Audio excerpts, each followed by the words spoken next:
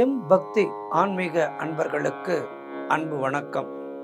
நீங்கள் அனைவரும் அந்த சிதம்பரம் நடராஜருடைய பரிபூர்ணமான கருணையினாலே எல்லா வளமும் நலமும் பெற்று வாழ்வாங்கு வாழ வேண்டும் என்று பிரார்த்தித்துக் கொள்கின்றேன். ஆனி மாதத்தில் கோடை வெயிலின் தாக்கம் அதிகம் இருக்கும். வெப்பத்தில் தகிக்கும் நடராஜர் திருமேனிக்கு திருமஞ்சனம் நடைபெறுகிறது. சிவனாரின் அனைத்து சிவத்தலங்களிலும் இந்த ஆணி திருமஞ்சனம் மிக முக்கிய வைபவமாக நடைபெறுகிறது. ஆணி திருமஞ்சனத்தை தரிசனம் செய்யும் பெண்களுக்கு தீர்க்க சுமங்கலி யோகம் கிட்டும். கன்னி பெண்களுக்கு விரைவில் மாங்கல்ய யோகம் உண்டாகும். நமக்கு ஒரு வருடம் என்பது தேவர்களுக்கு ஒரு நாள். அதே போல தேவர்களுக்கு மார்கழி மாதம் என்பது வைகறை பொழுதாக இருக்கிறது. மாசி உச்சி காலம், ஆணி ஆவணி இரவு, அர்த்த ஜாமம் புரட்டாசி என்று கணக்கிட்டு வைத்துள்ளனர் முன்னோர். ஆணி மாதமும் வைகறை காலமான மார்கழியும் இறை வழிபாட்டுக்கு உகந்த மாதங்களாக கருதப்படுகிறது. ஓராண்டில் நடராஜருக்கு 6 நாட்கள் அபிஷேகம் செய்யப்படுகிறது. அவை சித்திரை திருவோணம், கனகசபையில் மாலை அபிஷேகம், ஆணி உத்திர நட்சத்திரத்தில் ராஜசபை என்னும் ஆயிரங்கால் மண்டபத்தில் உதயத்திற்கு முன் 4 மணிக்கு அபிஷேகம். அதேபோல் ஆவணி மாதத்தில் பூர்வபட்ச சதுர்தசியில் கனகசபையில் மாலையில் அபிஷேகமும், புரட்டாசி மாதம் பூர்வபட்ச சதுர்தசியில் கனகசபையில் மாலையில் அபிஷேகமும் நடைபெறும்.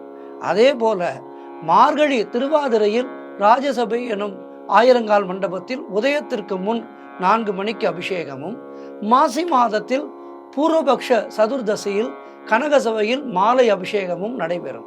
இந்த அபிஷேகங்களை தரிசனம் செய்து நடராஜரை துதிக்க குடும்பத்தோடு செல்வது மிகவும் நல்லது. நடராஜருடைய தரிசனம் நலமெல்லாம் சேர்க்கும் என்பதில் ஐயமில்லை. நடராஜனின் தரிசனமே புவியில் தேட கிடைக்காத தரிசனமே, தில்லை நடராஜனின் தரிசனமே.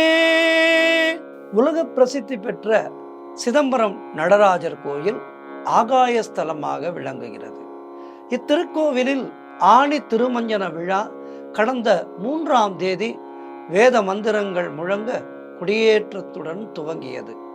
ஆணி திருமஞ்சன விழாவில் முக்கிய நிகழ்வான தேரோட்டம் இன்று மிக மிக விமர்சையாக தொடங்கியுள்ளது.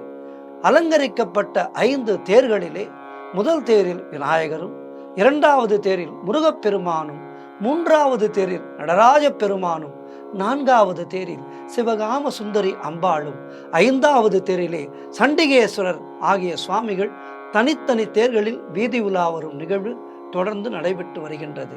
இக்காட்சிகள் காண கிடைக்காத காட்சிகளாகும்.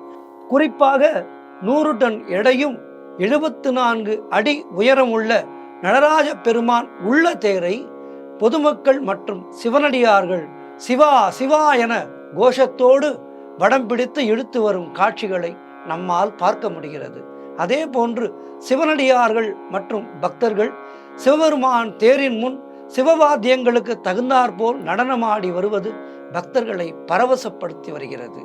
இத்தேர்கள் கிழக்கு கோபுர வாசலில் முன்பு தேர் நிலையிலிருந்து புறப்படும் 5 தேர்களும் தெற்கு ரத வீதி, மேல ரத வீதி, வடக்கு ரத வீதி, மீண்டும் கிழக்கு கோபுர வாயில் முன்பு 5 தேர்களும் நிலைக்கு வந்தடையும். பின்பு சுவாமியுடைய மூர்த்தங்கள் இறக்கப்பட்டு ராஜசபை என்று அழைக்கப்படும் ஆயிரங்கால் மண்டபத்தில் சுவாமிகள் வைக்கப்பட்டு அதிகாலை முதல் பல்வேறு பூஜைகள் செய்து இரகசிய பூஜைகள் நடைபெற்ற பின்பு நடராஜர் மற்றும் சிவகாம சுந்தரி அம்பாள் நடனம் ஆடியபடி பக்தர்களுக்கு காட்சியளித்து கருவறைக்கு செல்வது வழக்கம். குறிப்பாக சிதம்பரம் நடராஜர் கோவிலில் மூலவரும் உற்சவருமான நடராஜ பெருமானே கருவறையிலிருந்து வெளியே வந்து ஆண்டுக்கு 2 முறை பக்தர்களுக்கு காட்சியளிப்பது சிதம்பரம் நடராஜர் கோவிலின் சிறப்பு அம்சமாக பக்தர்கள் பார்த்து வருகின்றனர். நடராஜ பெருமானை துதிப்போம், நம்முடைய வாழ்க்கையிலே எல்லா வளமும் பெறுவோம். மீண்டும் அடுத்த நிகழ்ச்சியிலே சந்திக்கின்றேன். நன்றி, வணக்கம்.